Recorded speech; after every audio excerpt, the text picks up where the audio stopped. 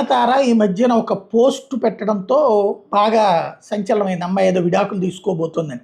ఎందుకంటే విఘ్నేష్ శివన్తో కదా అమ్మాయికి పెళ్ళయింది రీసెంట్గానే కదా.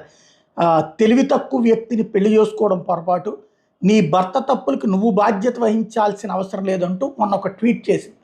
దాంతో నయనతారకి భర్తకి గొడవలు వచ్చినాయి అన్నటువంటి పెద్ద ఎత్తున వైరల్ అయింది.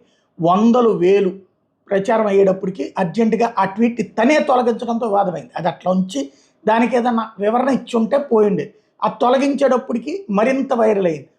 ఆ ముందు స్క్రీన్ షాట్స్ తీసుకుని అందరూ కూడా దాని మీద ప్రశ్నించడం ప్రారంభించారు. సరే, యూట్యూబ్లు వీటి మీద డిపెండ్ అయిన వాళ్ళు చాలా పెద్ద ఎత్తున డిజిటల్ మీడియా హైలైట్ చేస్తూ వచ్చింది.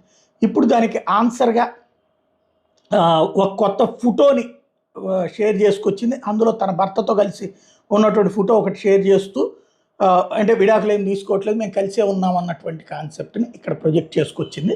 తద్వారా ఏం లేదన్నట్టు వాస్తవం.